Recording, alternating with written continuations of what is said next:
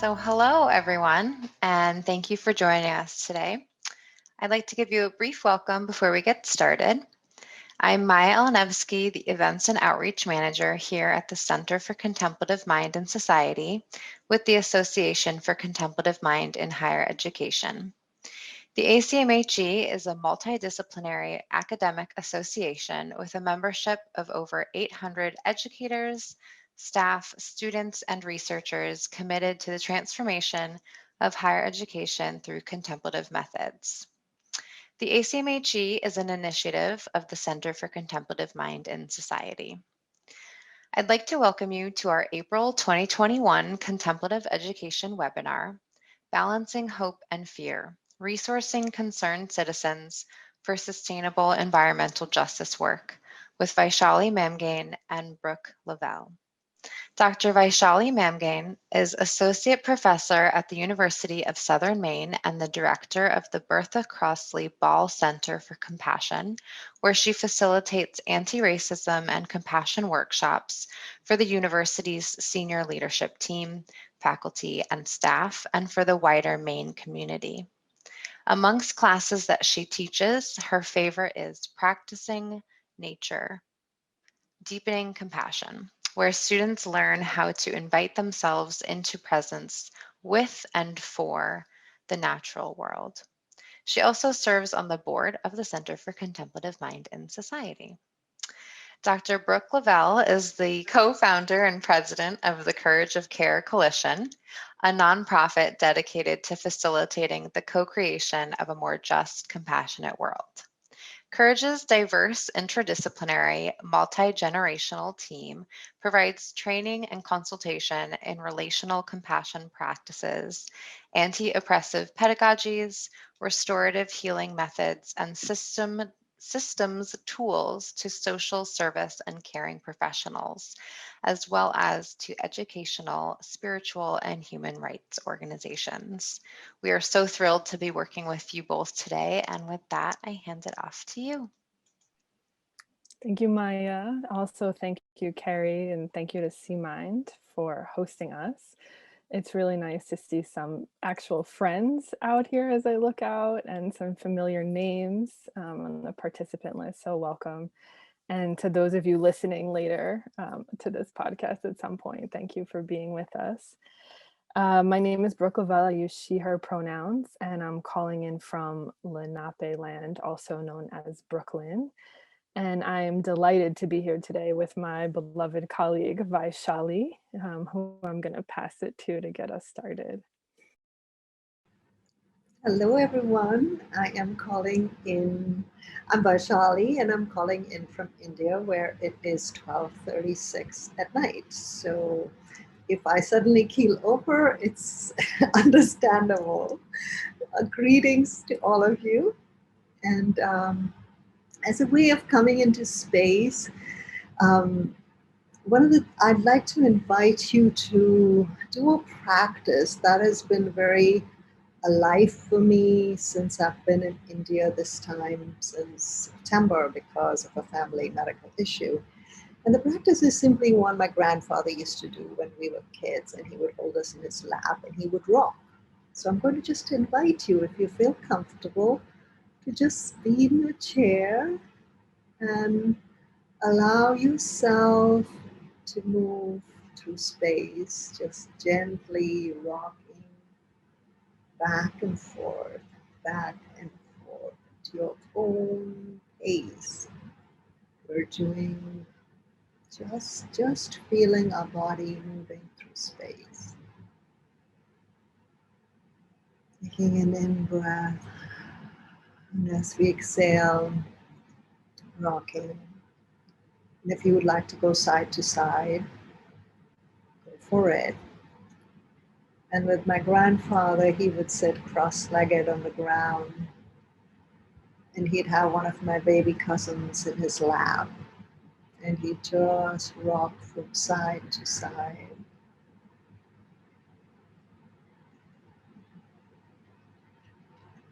Sometimes humming, but just rocking.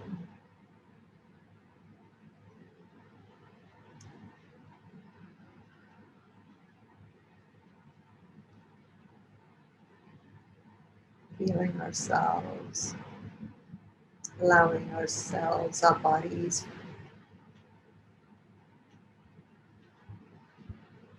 to be in space,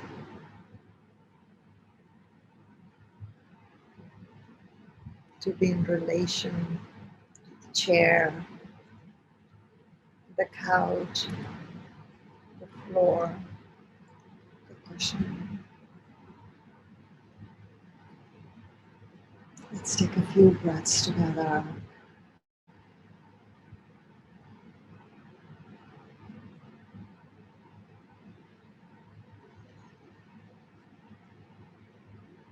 Coming back to center.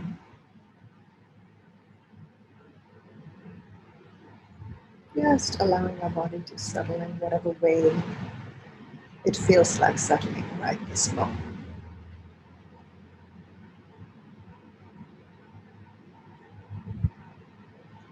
Greetings and welcome. Thank you. And as we're arriving and settling in, we'll invite each of you in the chat box, if you're able, to share with us where you're calling in from. And if you know the indigenous lands on which you are living right now, please share that. And also we'd love a word or phrase about how you're currently feeling in relationship to the climate crisis, so we know what we're coming in with, what we're working with. So a word or phrase that captures how you're feeling in your body, in your mind, your heart, in relationship to the crisis.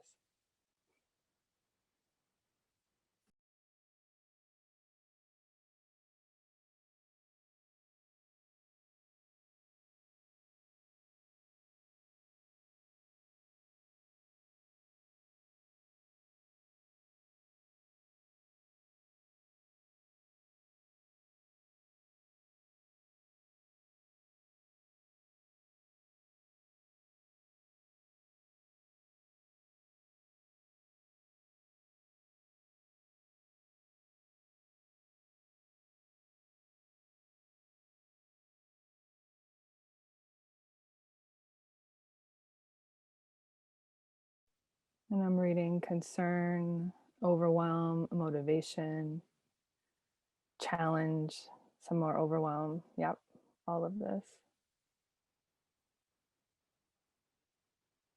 Stuck today. Yeah, welcome.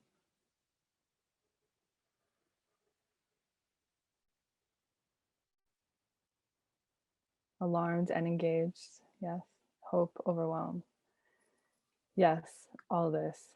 Right. And I appreciate this. It doesn't feel like a crisis, but a chronic challenge. Yeah. How can I help? Yeah, all of this. I kind of feel these pings as I read these words, all of this here.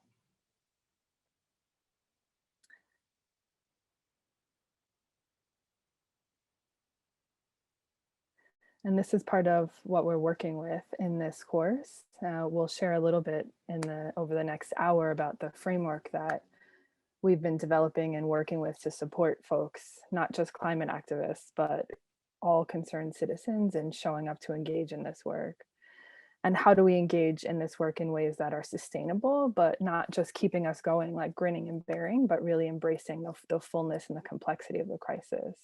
So how do we both show up in ways that help us really stay in touch with the reality of it, and not just the distant reality, but that reality that's here. And also to find ways to stay engaged and hopefully regenerative ways.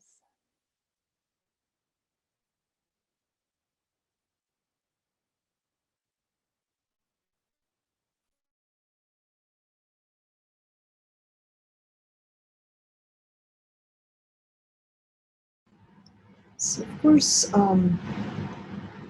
many of us live the total island, and some folks dispute the presence of what we're talking about, that climate disruption is here. But as I mentioned, I'm in India, and it's not at all disputed because it's happening, it's here. In my hometown, which is at the foot of the Himalayas, the temperature has gone up 15 degrees in the past 25 years. A third of the Himalayan ice caps have melted. It's obvious, it's here, and that all the feelings that were expressed in the chat box are live issues, day-to-day issues for folks I know in India and in a lot of the world. And what makes it so poignant is that people who are at the front lines of this crisis are folks who had very little to do with the kind of consumption, materialism, all the processes, capitalism that have led us to this point. So there's also the reality of living in an affluent, prosperous place and knowing that and I've lived in the United States my entire adult life, so I very much relate to knowing that my actions have contributed great harm and are contributing great harm to folks, people, global majority, Black, brown, indigenous folks who had very little to do with it. So I want to center um, that care, that concern, and that it's a bit of a, that guilt is very present when we engage this work, and we have to own it. We have to just be with it.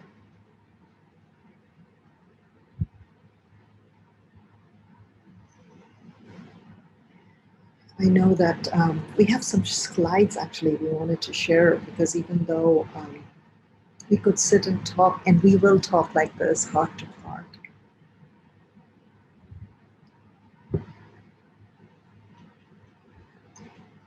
And I want to add here, even though the course is designed for climate activists, it's really for all of us to sit and be with each other, be in community, and sit in heartfelt presence with each other.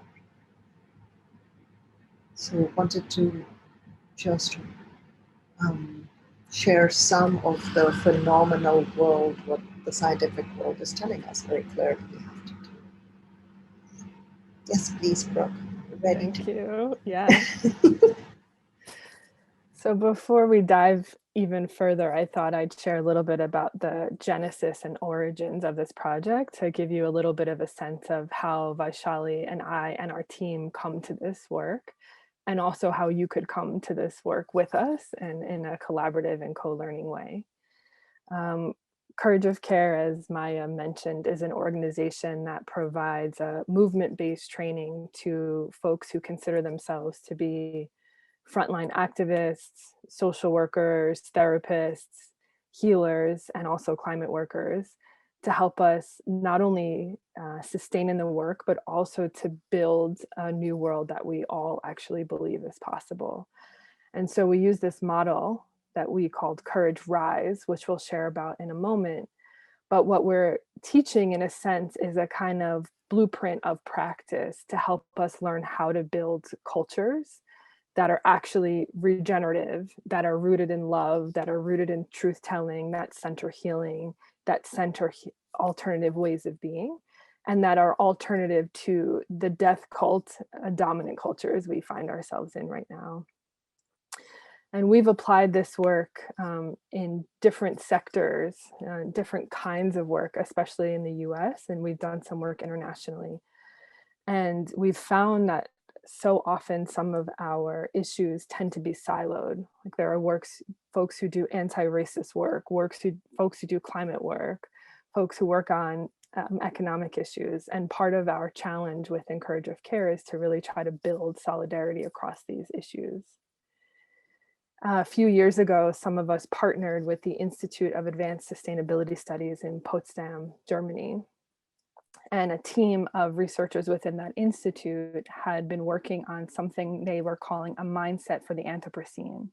So they were a team of contemplative-based researchers who were partnering with sustainability researchers who were largely working at systems level change.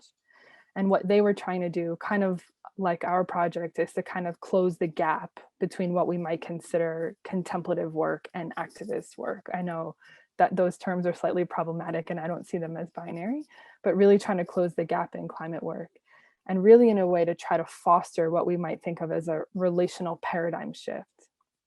So how do we not just think about systems change or top-down change, but how do we think about fostering a new relational culture and relational model for this work? And this is the way in which this work was born.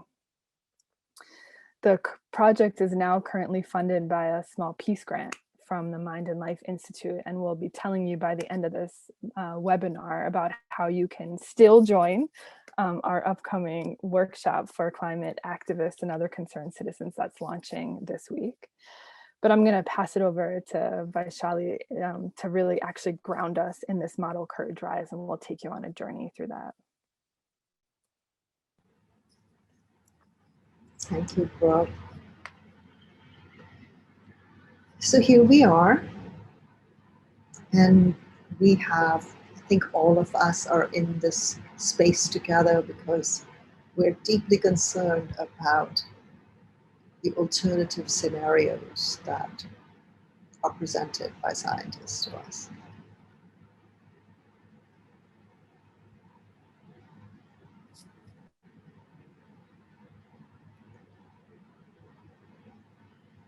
And of course, if we take a look at it, it says must decline 7% per year. And it's happened during massive socio-economic crises that were externally imposed. Right? So it means it is possible for it to be done. Well, the pandemic has changed the economic framework in a way that we could not have dreamt of. So here we are actually sitting in a moment when the unthinkable has happened. Economies across the world have changed dramatically. What if, instead of just coming back to the norm, we use this moment to say, aha, something different, we can pivot, we can shift, right? And I want to encourage all of us who are in the room, if you have a cup of tea, if you're writing, whatever it is, please be comfortable. This is hard work. This is hard work. So we're going to just explore some of these things together. And I'm inviting you to get cozy. So we're just exploring the idea that this can be done. This is here. It has happened before. We just have to direct it.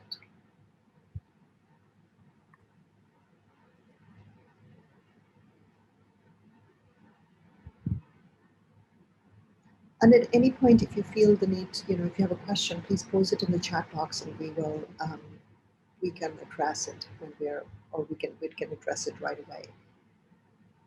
And based on this, what we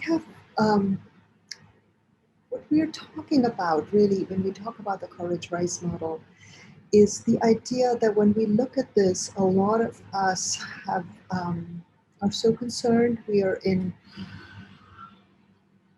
terrified, frightened, guilty.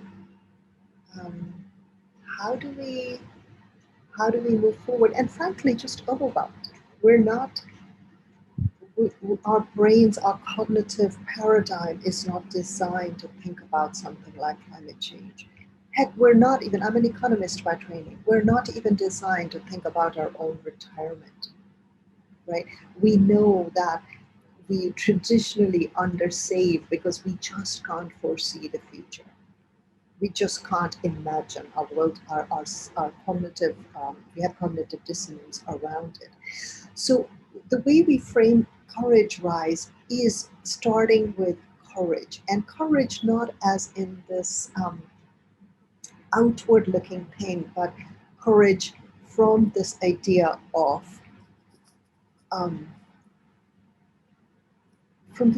of actually being in heart. And Brooke, I'm sorry, I jumped a little bit. Can we just go back to uh, the the unraveling, because I think this is important for us to consider that there are possibilities. We're in this decision point. Are we going to go into what we call the great transition or the great unraveling? Are we going to, as a society, have a breakthrough or a breakdown, and or a breakdown?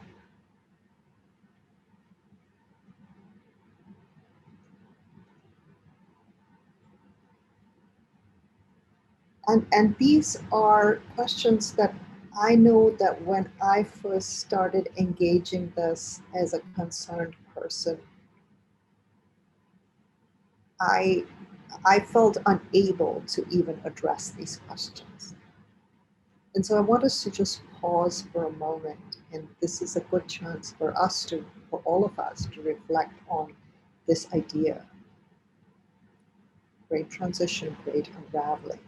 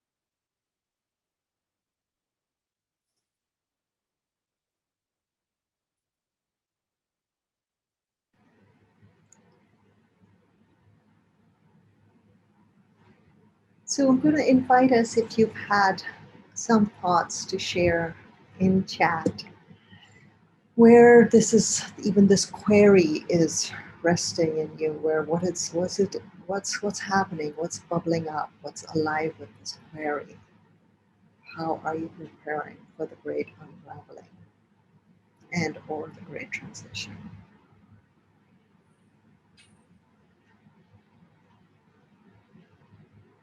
And if you'd like to speak, please raise your hand, and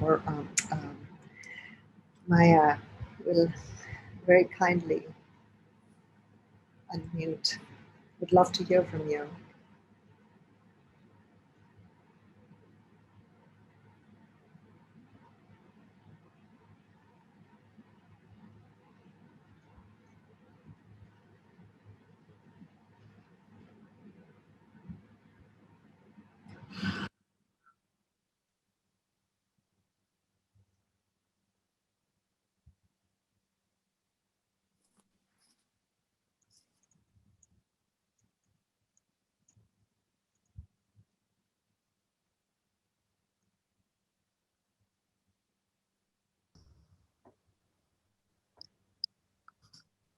Thank you, Barbara. So Barbara says, starting local with politics and teaching.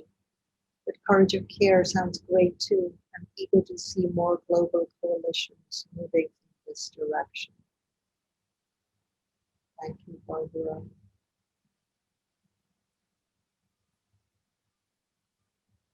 Yes, please, Laura.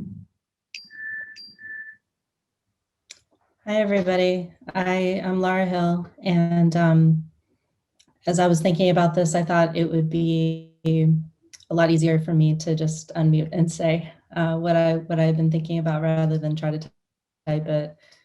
So thanks for the invitation. Oops, thanks for the invitation to speak. I really have had the opportunity to get really serious in thinking about this question over the last couple of years, starting with a year I took on sabbatical in 2019, 2020. So as the pandemic hit, I was still on sabbatical, gratefully, thankfully, and I was able to pivot. I'm a mother of 2 young ones, so I was able to be there for my kids when they needed it most. And I also had the opportunity to have a sort of creative surge because of the freedom that sabbatical had given me that I hadn't experienced in many years, 10 years or more. And that the sort of deep relaxation that has to come before any creative, for me at least, any creativity can really come through. So I pivoted. I still have my academic position. I'm at the University of Vermont in Burlington, but I really am feeling like I can't do what I really need to be doing in the classroom. And then I backed, I sort of changed my mind a bit and thought, no, I can do more in the classroom. So I'm doing more in the classroom and teaching my students contemplative practices, which I think are an excellent tool for resilience for these young activists that show up in the classroom. And I also developed a program for students in transition, young folks in transition, called the Great Turning Team, where I have 8-week programs to guide them through contemplative practices, give them, help them facilitate a vision for the future, and then take steps in achieving that vision. And I piloted the program, and it was just, it's my life's work. I'm finally finding my life's work in this. So I'm feeling like I'm finally able to be a real active participant in the great transitioning, and it feels really nice. I also took action to purchase property for myself and my kids in a rural area of Maine, and installing an orchard and permaculture design so that my kids and my community will have food and water in the future, because I don't know what will happen. So I'm preparing in that personal way as well. I'm sorry to take up so much airtime, but this is a question that I've been thinking about a lot lately. Thank you.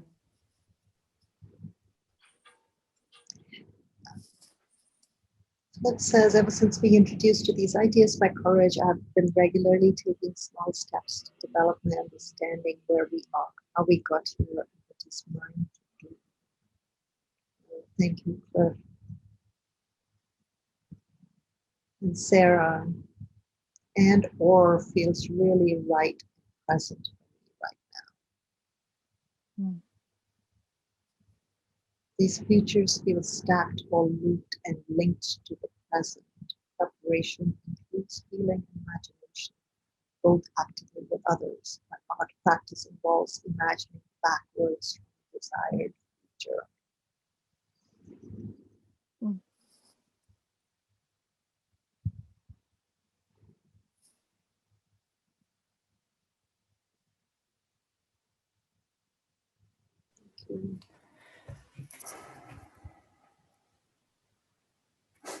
I'm trying to raise my hand and unmute myself at the same time.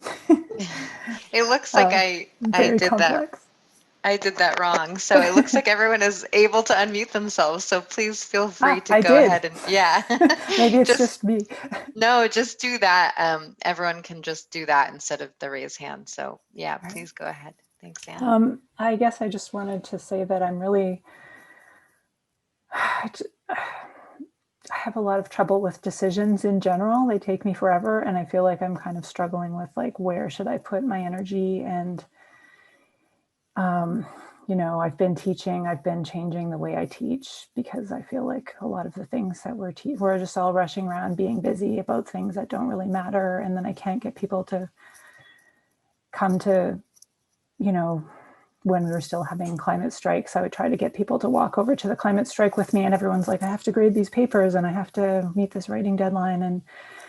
And so I'm looking for my people, I think, because I don't know what, you know, I do small things, and of course, you never see a direct result. You know, you write a letter and maybe later you find out the thing you wrote a letter about, you know, worked out or didn't, but just the scale is so big that it's hard to know what kinds of actions are worth doing and what aren't at this point, I guess. And they need to be collective, and I'm having trouble sort of building the community that I can work with, I think. Mm-hmm.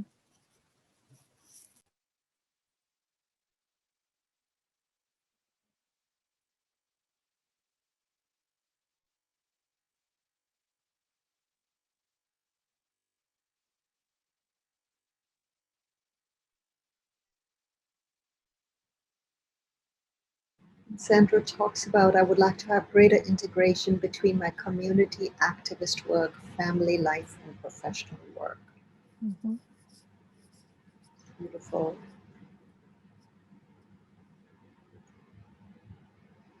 Sandra, you can unmute yourself, so we'd love to hear you read your chat. We didn't know that you could unmute yourself. That's why I was reading for people. So please, would love to hear you voice your thoughts.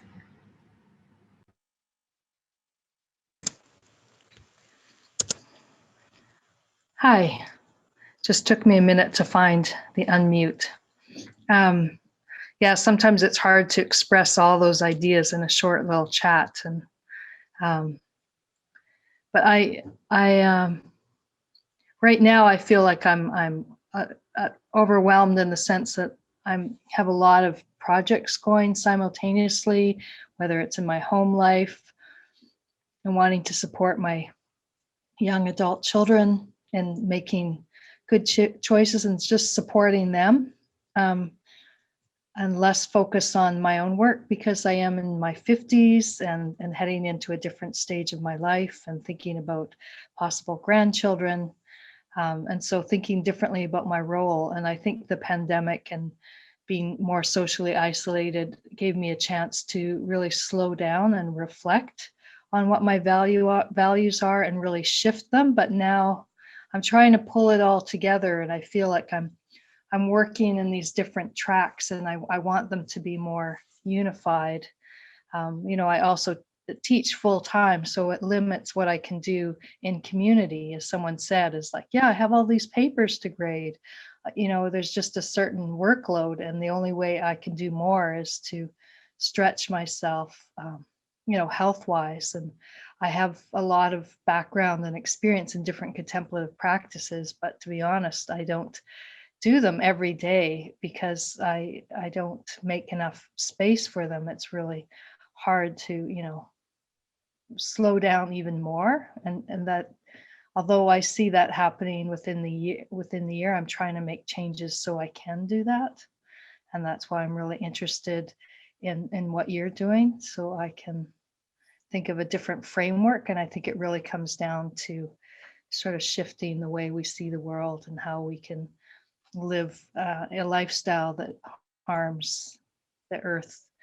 You know, it doesn't harm the earth or each other so much, and that we're more respectful for other beings, not just humans, and yeah, more biocentric worldview. So, yeah, I'm kind of tired, so I'll stop rambling and let someone else talk.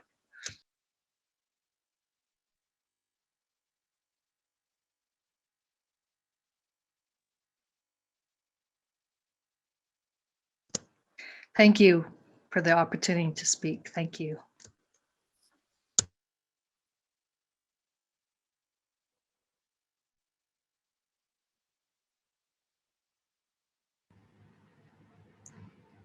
And just put in chat, and you're welcome to read what your chat is if you like.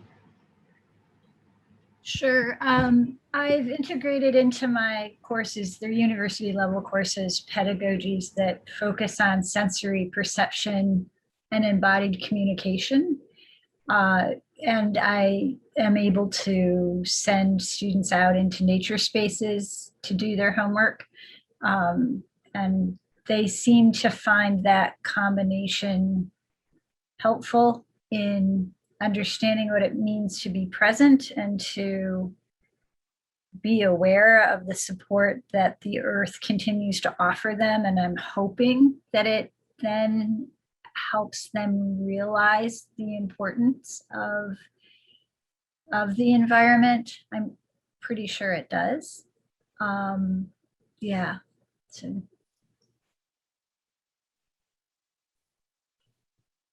Anne, could you say more about what embodied communication is or what it encompasses?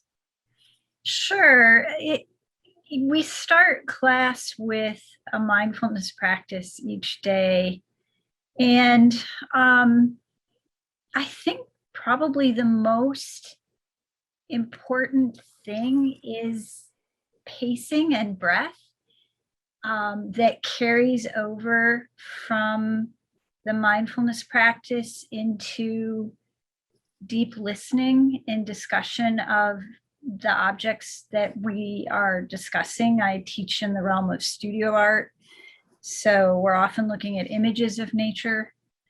And so there's a lot of both, there's sort of a balancing of one's perceptions with the experience inside of our skin, real attunement to what the image presents or what the artist who created the image presents, or any of the other people in the circle of communication, but really feeling, speaking from a place of awareness of emotional, physical, sensory, a very integrated experience within an understanding that we're there to support one another and learn from the time we've spent in nature. That's a long answer, and I don't know if it made sense. It's beautiful. Thank you, Anne. And thank you all. And this is, it's just, it's alive. I can just see folks mention change. This year has been one in which, wow, there's been so much change and so much time to contemplate it, and then so little has changed. So this idea that at any point there's uncertainty, and which way we go is where we play. And how do we play with that with a sense of an opening rather than a contraction? Because as humans, we can freak out when we don't have ground under our feet. And this is where the model that we are introducing, Courage Rise, really starts with courage. And as I started saying, courage, the word comes from cur, which is heart, friend. And this piece really is looking at when we talk about courage and rise is revealed truths, because we have to be centered in our hearts to face the enormity, the complexities of where we are in this historic moment in time. And we do that in relation to each other, in relation to nature, in relation to all beings. And when we have that relational field holding us, then we can invest in healing, in reclaiming our intrinsic wholeness,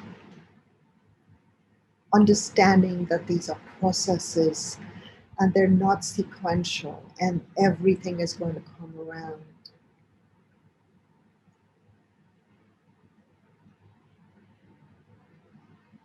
And when we're grounded in that, we then allow ourselves to be open enough to sense alternatives to the world we currently occupy.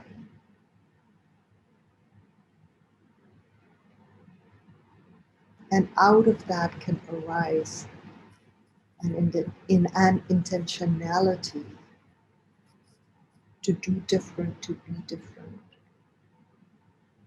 to embody what Dr. Martin Luther King called beloved community. So that's the arc of the model. And I want to speak briefly about courage and the courage piece about tapping into our heart. I feel like we've already done that with all the sharing that we've done. We've tapped into each other's heart, into our knowing, into community. So let's just allow ourselves to receive, to be. We showed up in space, and lo and behold, here we are with others who feel some part of our aching heart, who hold it. So just allowing ourselves to relax into that sense of community we have created in the short time that we've been together.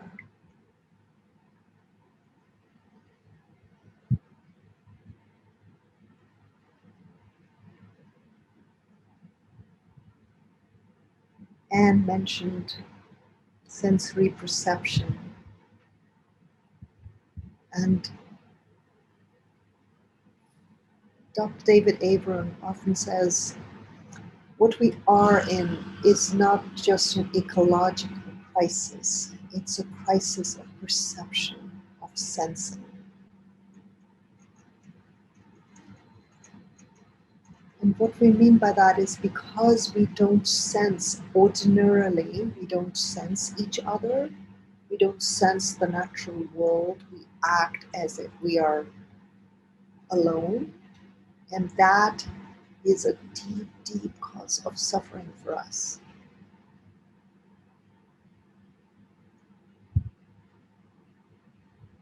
So we begin this journey by reclaiming our connection, by relearning ways to enter, to be in our sensory perceptual self, to connect to each other and the natural world, to all beings in an embodied way.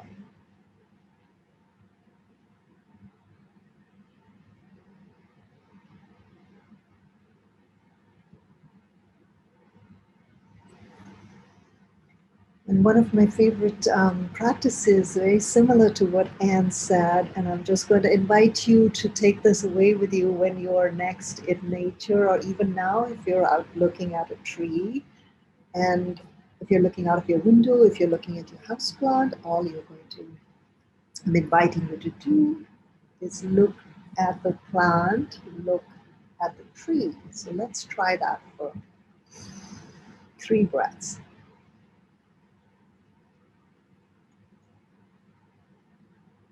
You're looking, you're gazing.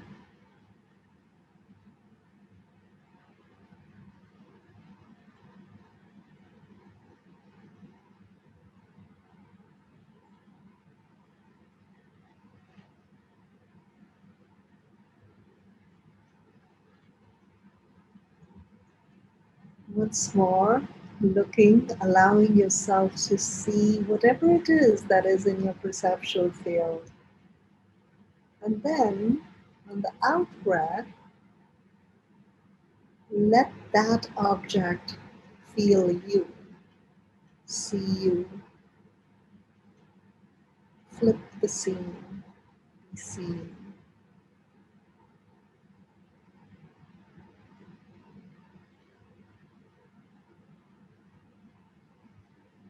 Relax into that. So that's a practice that I invite you to cultivate, to really develop the sense of greater connection in a felt sense.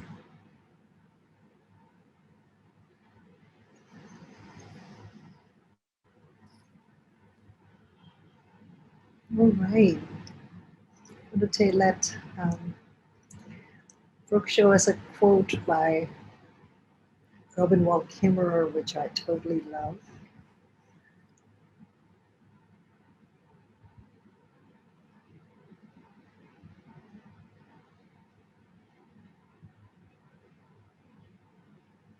And that is what we are inviting you, all of us, to grow, to practice together, is this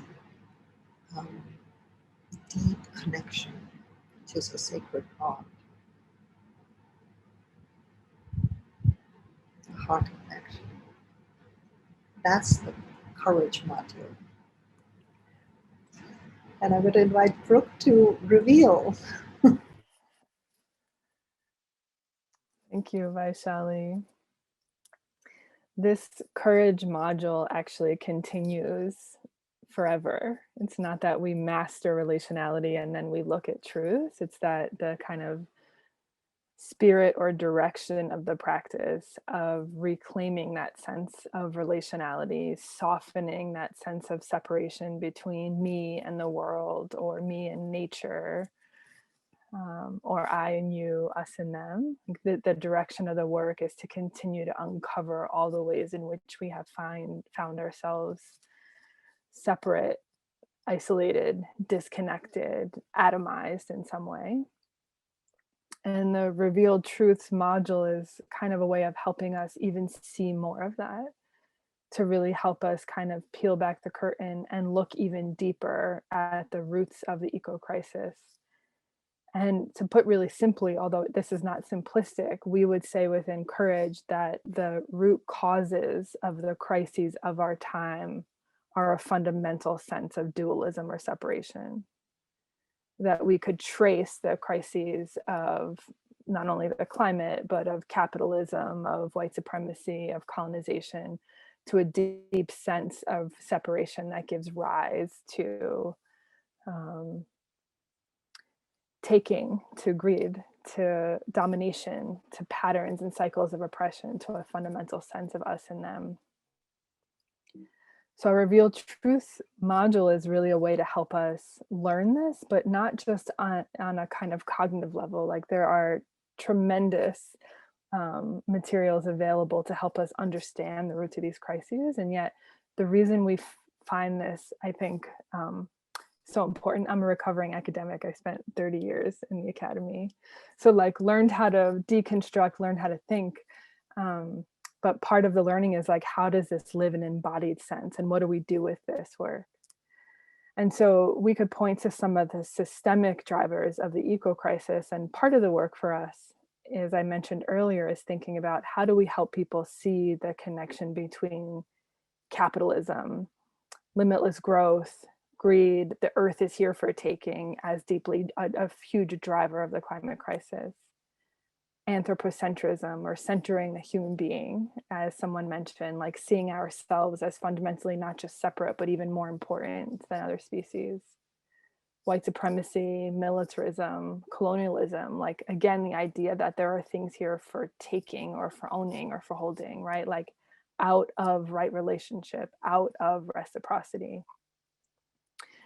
And as I'm saying all this, I'm not just saying this for my own fun, right? But like, what's happening in our bodies as we start to even hear this and like think about or remember the deep interlocking or the deep intersections between these crises. It almost feels like we could kind of pull any thread and find that it's connected to every other issue in some way, right? And part of what we're trying to do with Encourage is not just help us develop a very sexy analysis of the work here, but actually help us develop an embodied capacity to embrace complexity. So as I'm going to invite you, just even noticing right now, like these words I'm bringing up, these crises I'm raising, these images on the screen, like just dropping in for a moment and noticing what's actually happening in our bodies.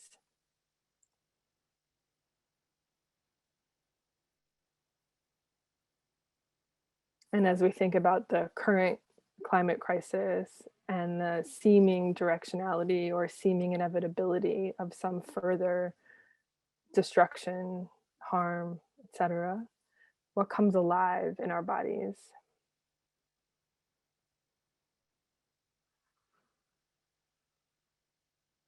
What's happening in our face, in our throat?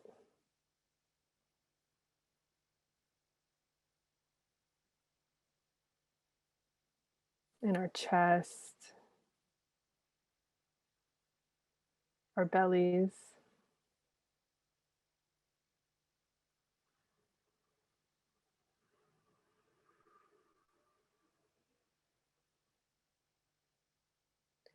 Are we finding ourselves open to what's here, contracting, tightening from what's here? And just noticing.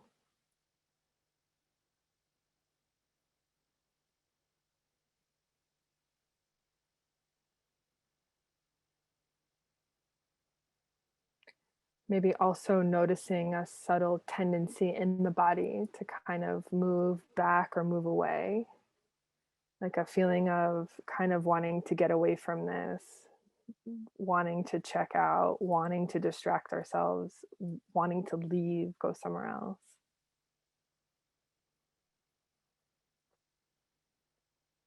Or maybe you notice a feeling of even kind of moving toward.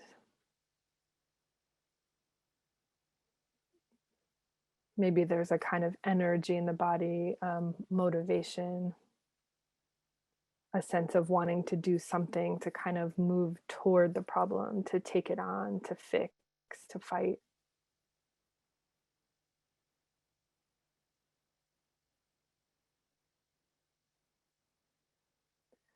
Or maybe there's a feeling of kind of rigidity within the body, or kind of stuckness, kind of frozenness. Like maybe there's a kind of internal activation. Maybe you're feeling lots of things right now, but the body, there's a kind of holding. Feels maybe like a kind of freeze or an immobility.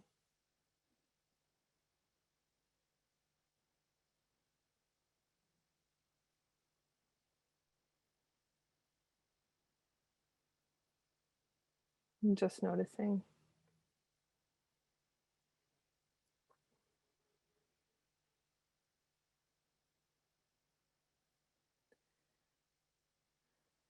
And taking a moment to kind of find a little more center. We'll talk about this in a moment as kind of a habitual contraction or habitual shaping. But if we recognize that pattern of kind of moving away, checking out, seeing if we can feel our feet on the floor, our sit bones on the chair.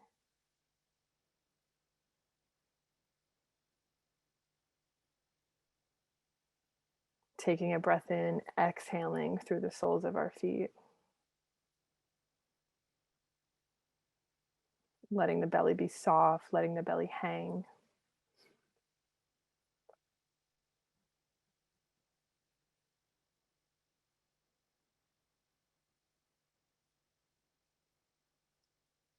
And if we recognize that pattern of moving toward, ready to fight, ready to engage, seeing if we can find our back body. Maybe sensing that there's a gentle hand on your back.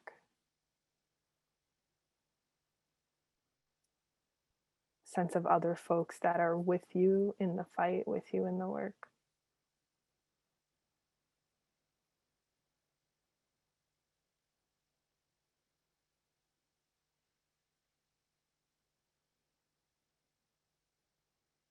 Breathing into the back of your lungs, filling out that back body.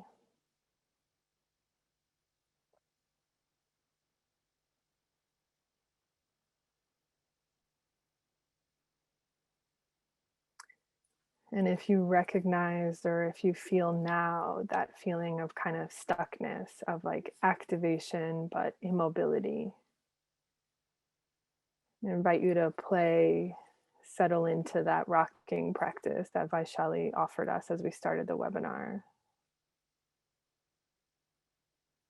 Maybe letting the body just move naturally, slowly with the rhythm of our breath, forward, back, side to side.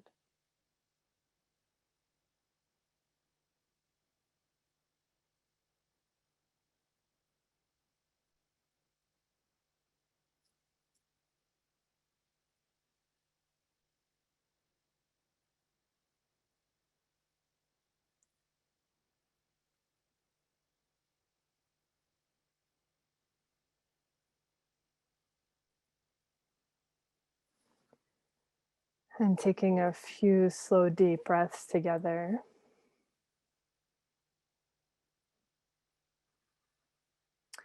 And as we come back together, I'm going to invite you in the chat box to drop in which of those patterns, if any, felt familiar to you in relation to the crisis. That feeling of moving away or flight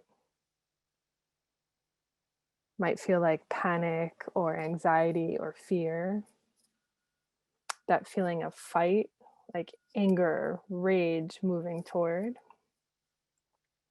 Or maybe that feeling of freeze, like maybe even a kind of numbness, a rigidity, etc. You might feel all of them, you might have experienced all of them, but is there one that's alive right now or that feels most familiar?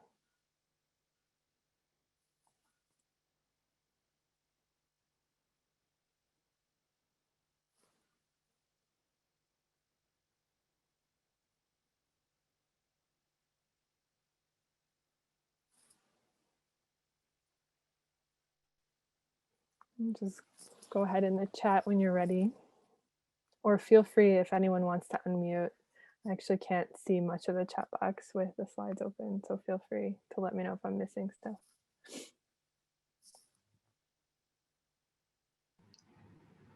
Laura says freeze, numbness, disassociation at first. But when I breathed into these sensations, it moved and became more in balance. Thank you, Laura. Thank you.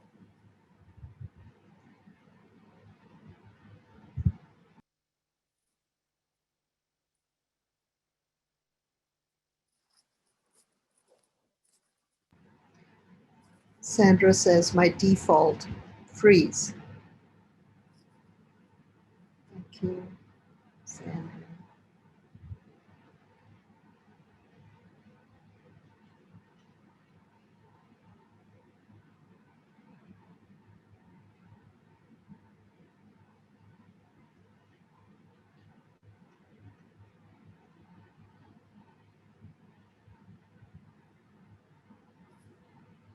It'll take me half an hour to compose a text, so I'm just going to talk.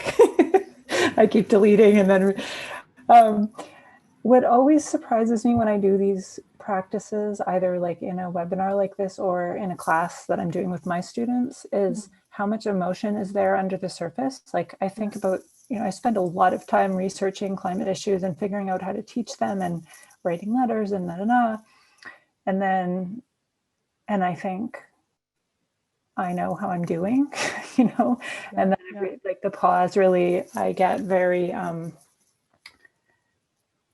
just very emotional. And I think, oh yeah, that's going on all the time. And I don't even know that it is. Yeah. I don't know if it's full. Yeah. I don't even know how to categorize that, but there's a lot of emotion. Yeah. And something about your comment earlier, and like, I think you're referring to colleagues, like we're just so caught up in busyness, modes of production, working to stay alive and have healthcare, right? Like there are reasons that we keep going in such ways. It's almost like these systems almost count on us to not stop, to not pause, right? Like almost count on us to just keep going in that way. We can also acknowledge the reasons that we've built within ourselves also to kind of protect against feeling some of these feelings, right? Like the feeling of not just overwhelm, but the feeling of like, which I've heard many folks say who teach, who organize, who are on the front lines, like, if I feel this and I fall apart, like what will happen to the people I hold and support, right? So just acknowledging acknowledging the pain of that and the reality and realness of that too, right?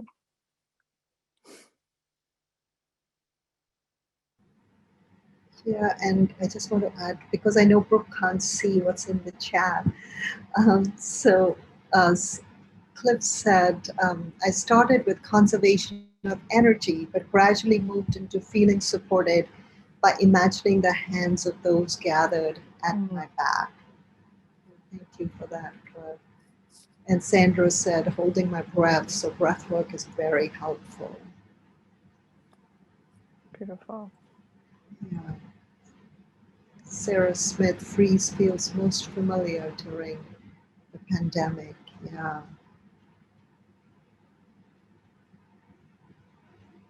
And Barbara says, I think living with cognitive dissonance is always part of my experience. I feel flight because how I live my life. I use excessive fossil fuels every day. I'm taking on the climate change in many ways. I resist the fight language, though, ditto the fix language. And I guess I don't really feel frozen. Weirdly, the crisis makes me feel more alive because it is so urgent.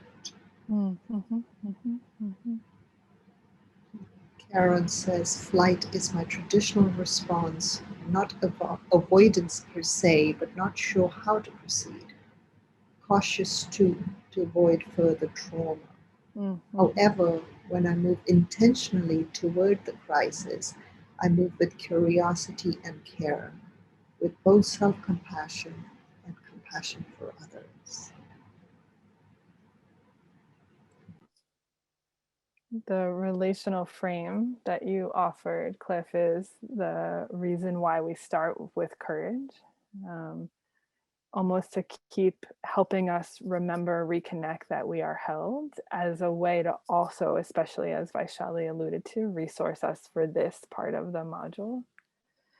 And what we're doing here is alluding to this work around stress shapes that we teach in courage as a way of helping us understand the habitual or maybe conditioned ways our body contracts, disconnects, bounds itself, protects itself in response to stress. Much of it actually very wise and a very natural response to threats in our environment.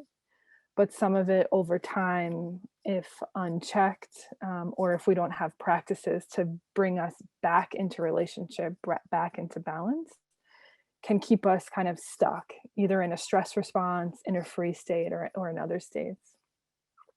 And within the work that we're offering within this Courage Rise model, part of what we're starting to give us a flavor of or a feel for is how might we find a more grounded, more resourced, more responsive way of actually being in the work? How might we find more space under pressure? How might we find more flexibility of responsiveness in the face of threat, in the face of overwhelm? Not to deny what's happening, but to give ourselves, and not just our bodies, but our kind of communal bodies, more in a sense, a kind of embodied resilience in that way. And this is how we start to kind of begin to do that mapping. So thank you also for sharing in some of your own practices and the ways that you're all also already working with this in your own bodies. That each of these modes, as you can also see, has like a life of its own, and we could spend a year together or more thinking about revealing truths and the threads of the climate crisis. But as kind of the pattern of practice, as we start to introduce folks into the truths or the realities of the crises we face, and kind of begin to build or strengthen an embodied map for how we might continue to develop more resilience or resource, we really start to think carefully about what healing would look like. And some of that healing really explicitly is actually about repair like decolonization, reparations, tending to the challenges of the climate crisis themselves. And some of that healing is also actually just about rest, resourcing,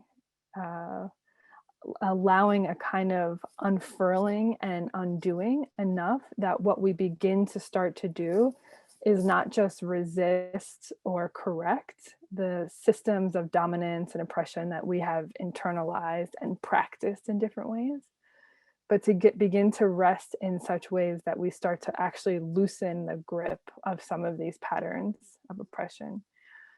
Again, I'm thinking to kind of ground this a little more explicitly, the ways in which, for example, some of us may have internalized capitalist norms of production and work and effort, such that we bring those same patterns of dominance and tempo into our climate work itself. Fix it now, fix it faster, fix it sooner. And what we're being called into in some ways is, yes, to hold and embrace that urgency, but also being called to do that in ways that don't replicate the very systems that we are trying to undo. So what would it look like to begin to transition, not just at a systems level, but even within our own bodies, from moving at the rate or at the pace or at the tempo of those systems into and from a place that is more regenerative in a way, that more naturally embraces kind of natural rhythms and cycles of expansion and contraction, of growth and composting, right? What would it look like if more and more our lives as practice and as labs for this reflected that spirit? And that's the direction of this work of healing, is, yes, at the systems level, what's needed, and also in our own minds and bodies. What are the kind of, we like to use this term encouraged, cultures of practice? Like, what are the practices that we're building that are kind of the building blocks for these communities, for these new ways of being, local, regenerative, that we think, that we hope will usher or sustain us into those new ways of being. So I mentioned a few of these healing models.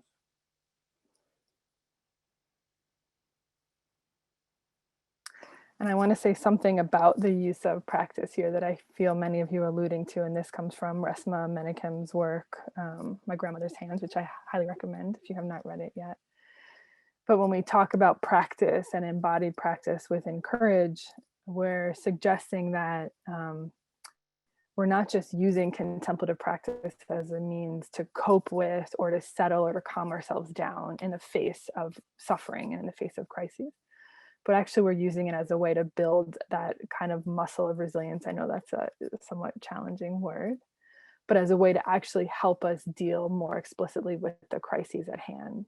So not to help us do an end run or a bypass around what's happening here, but actually to help us show up and strengthen that capacity to be with what's here more. And that's a skill, I think, that helps set us up for sense alternatives, which Vaishali will talk about, to really be with what's here, like seen, unseen, what is, what could be. Thank you, Brooke. And so what's beautiful, what I love about this work and this framing of it, is that everything is interrelated. So having developed a sense of relationality and courage, and then being able to face the truths, the more complex truths of how we got here, are the dualism, the separation, capitalism, colonialism, racism. Doing that in reveal. And then both at the systems level and at a personal, interpersonal level, allowing this regeneration to happen, to rest. All of these, there's an unfolding that happens. There's a letting go from the drives that so many of us have internalized. Because without that letting go and the non-doing, in a sense, we cannot sense alternatives. We replicate what has been done. So I want to just highlight some of what I was hearing, our beautiful colleagues, people in the space. You know, we as contemplatives, as academics, we invite students to go into nature, to build a relationship with nature, and it's a contemplative-based relationship.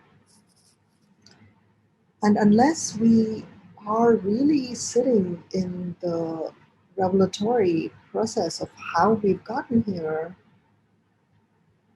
we might not realize what it is, what it could be for an African American student to walk into trees and for us to tell them to appreciate trees, to look at trees in a particular way, because the embodied experience of African Americans with trees is horrific. So in a way, even all of us in this space who are here, who love nature in a particular way, unless we recognize in Reveal, and then in Reveal we recognize how nature itself has been used to punish, and then are able to invest in healing,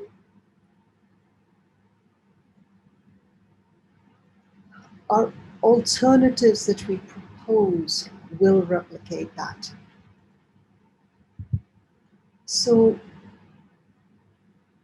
a way to acknowledge this is to look to the work of, and I love the next slides, Brooke, with this. I'm sorry, I wanted to talk briefly about this because we recognize and reveal all the ways in which we have gotten to this. We can see the antidotes, right? A top-down approach is overturned with direct democracy, environmental justice, racial justice, decentering the human condition, the human form, decolonization. All of these are,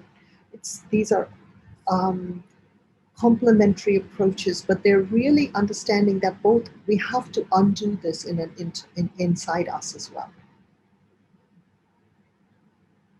And we could take, we could really do this with fun. And this is where looking to the work of futurists, science fiction, looking to indigenous folks' imaginings of futures. What would it look like? What is this? Is an act of vast imagination,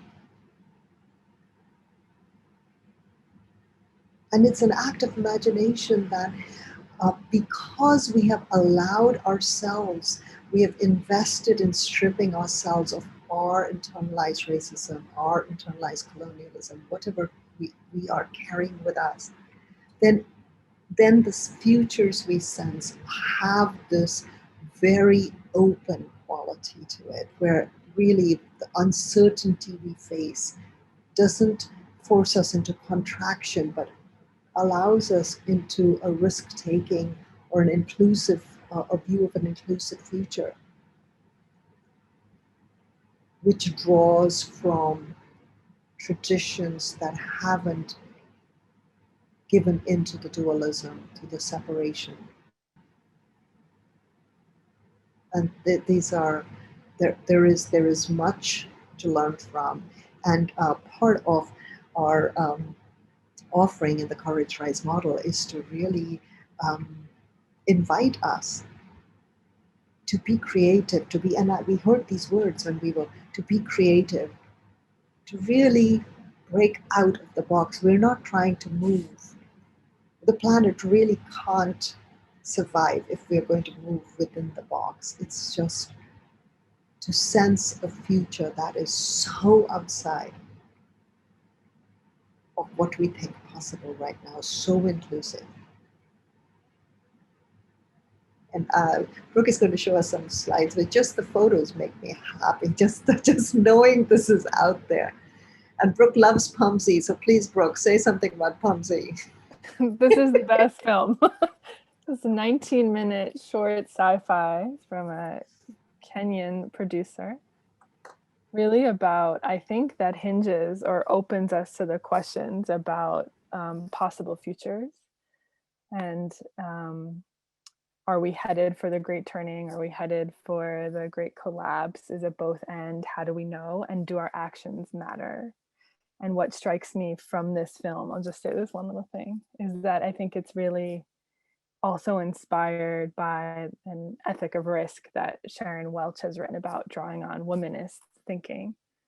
And this idea, when Sharon was writing, she was writing to predominantly white middle-class audiences, saying that there's something about kind of white-bodied middle-class American psyche that has lost its capacity for risk, that we've been so conditioned in this culture in many ways to only act if we know that we will be rewarded for our actions, that if we will reap benefit from those actions.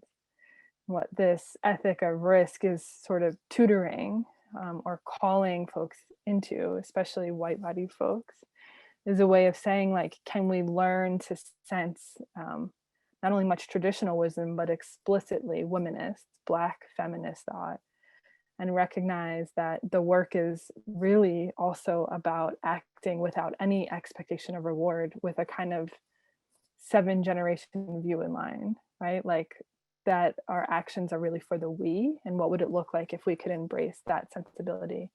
And so to me, this film weaves womanist thinking, but a lot of thinking of Joanna Macy and many other kind of eco thinkers, about pushing us to think of, like, who's the we and what's the work, and who's risking, really, like who are those that put themselves on the line traditionally, historically, really for the sake of all, what's being called of us.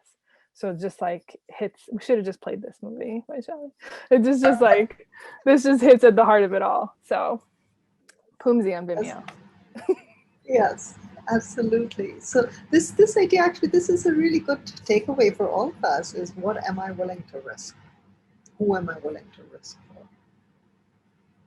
How much am I willing to risk? And this, like when we began, I said, I'm in India, and folks don't have a choice. We're losing, there's landslides every day.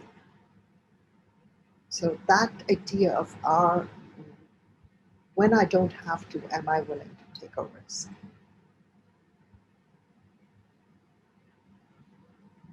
So very, very key to being able to sense an alternative approach.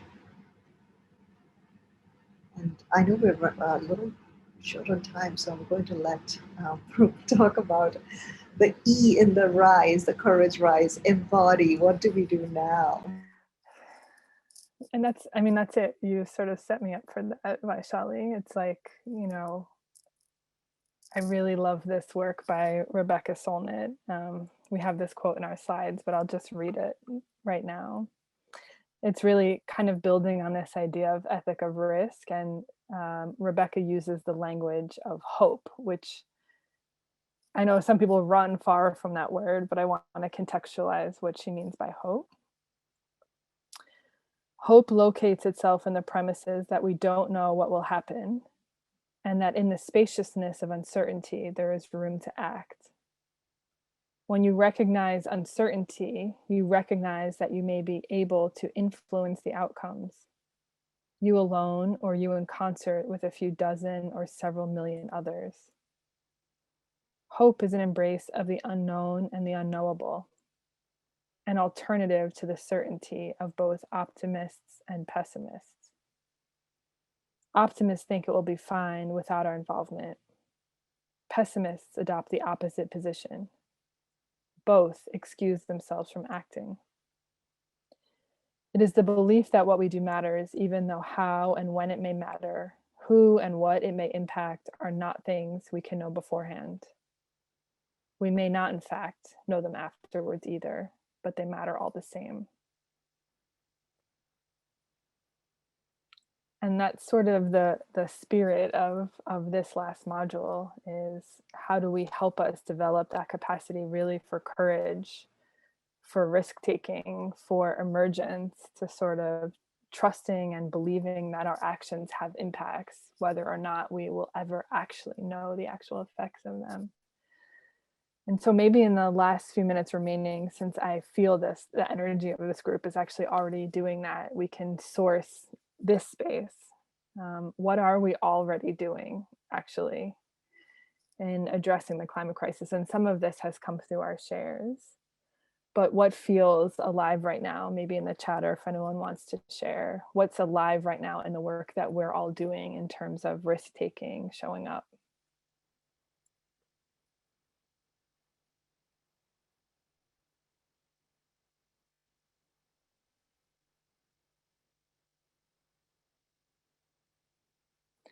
I will say for us, oh, I see some chats just coming in, but I'll say for us, part of our project at Courage is, yes, we have this little map, but we're really interested in helping us actually learn how to be in community. Not like everything is fine community, but actually really like in loving community, knowing our neighbors, in mutual aid networks, commoning, living together. And I feel like there's much work to do. I flipped through pretty quickly some slides about reforming, resisting, and rebuilding. And I think what's alive for many of us within the community now is this movement towards building these alternatives. What do regenerative communities look like in different ways? And I think it was Laura talk about the work you're doing up in Maine.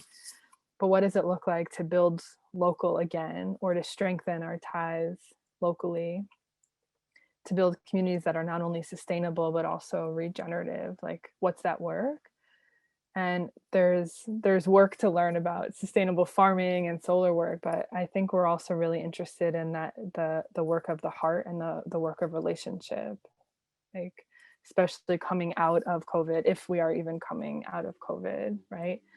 The maybe anxiety and also the longing also to be actually in deep relationship again, or maybe we've spent time thinking about what real community is or what real relationship really is over this last year and a half.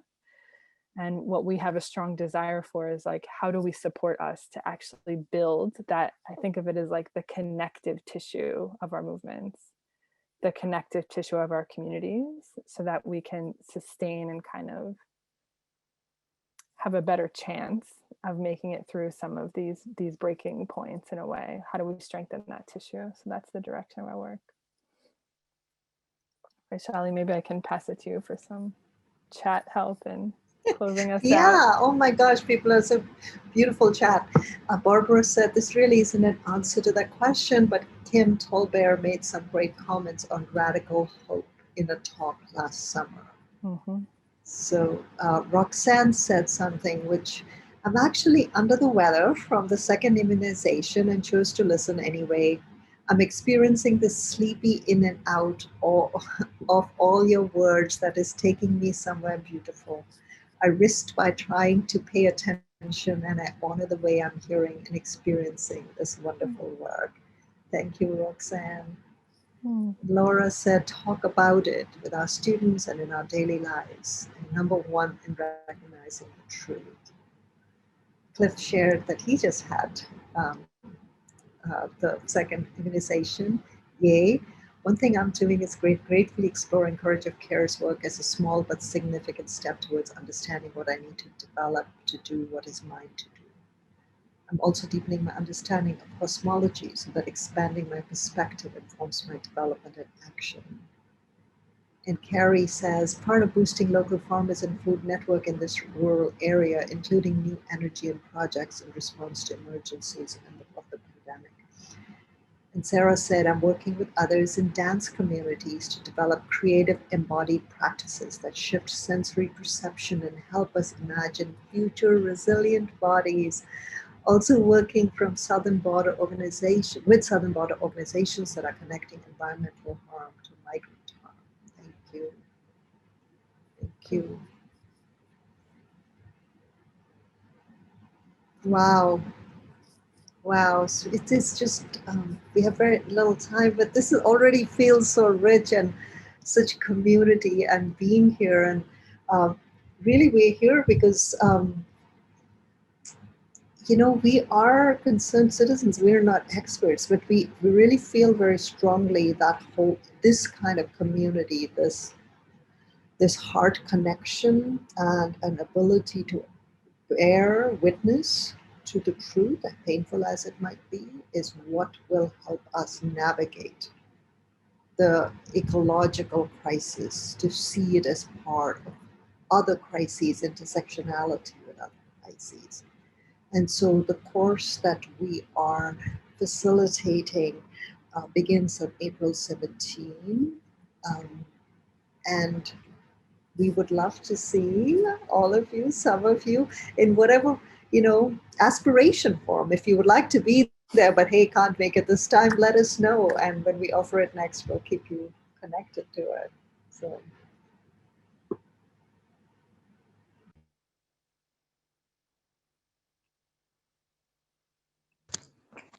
Thank you, all of you, for holding this space for us to come together and make these connections. Much appreciated. Hope to see you again.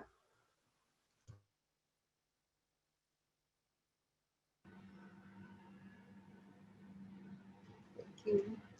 Thanks all. I guess that's a wrap. Is that it felt like we were still going, so I wasn't sure, but it also feels like a natural place to pause and offer up some gratitude. As usual, it's so wonderful to have such engaged and active participants in these online events. It really makes it feel like we are, still in community with one another. So thank you all to you participants, and thank you so much, Brooke and Vaishali. I'm amazed at how you are still so awake and alive. Vaishali, you're a wonder, joining us at midnight or after in India. So yeah, just thank you all so much. And we'll be in touch soon with a link to the recording and resources shared from Brooke and Vaishali. So thank you again. Happy Monday and be well.